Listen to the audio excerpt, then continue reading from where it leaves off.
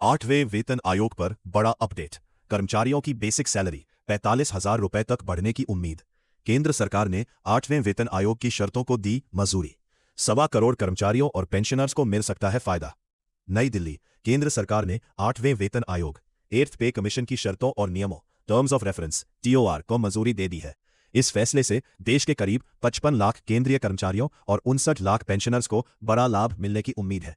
अगर fitment factor को बढ़ाकर 3 कर दिया जाता है तो न्यूनतम बेसिक सैलरी 15,000 रुपए से बढ़कर सीधे 45,000 रुपए तक पहुंच सकती है।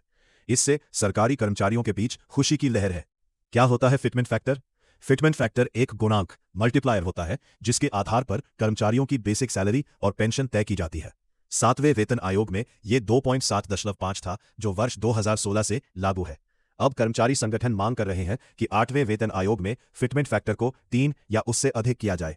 विशेषज्ञों के अनुसार यदि फिटमेंट फैक्टर 3 लागू होता है तो न्यूनतम बेसिक वेतन 15,000 से बढ़कर 45,000 तक पहुंच सकता है।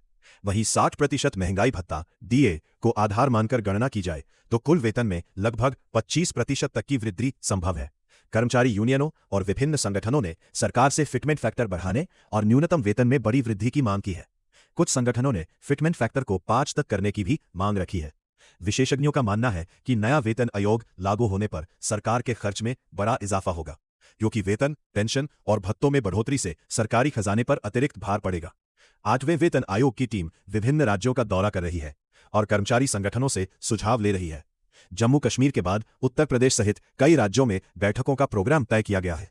आयोग ने ज्ञापन मेमोरेंडम जमा कराने की अंतिम तिथि 15 जून 2026 तक बढ़ा दी है। आयोग को अपनी सिफारिशें देने के लिए 18 महीने का समय दिया गया है। ऐसे में माना जा रहा है कि अंतिम सिफारिशें 2027 तक सामने आ सकती है और उसके बाद नए वेतन आयोग को लागू किया जा सकता है। क्या कर्मचारियों की बेसिक सैलरी सचमुच 45,000 रुपए होगी? इसका जवाब आयोग की अंतिम सिफारिशों और सरकार के फैसले पर निर्भर करेगा।